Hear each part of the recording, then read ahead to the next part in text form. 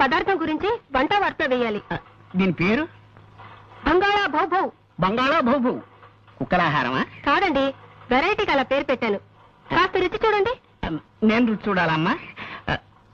అలాగేనమ్మా. ఇదిగో కోళ్ళ గారు ఇదేదో తినమంటున్నారు.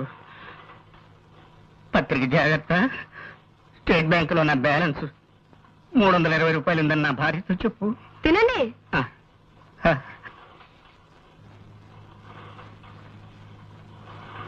ఎలా ఉంది?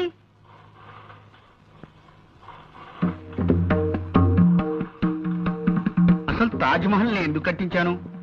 అశోకుడు ఆడుకోవడానికే కదా. మరి రోనాల్డ్ రేగన్ అలా అంటాడేమిటి? అంటే టిప్పు సుల్తాన్ మాటే నిజం అవుతుందా? ఏమో మరి.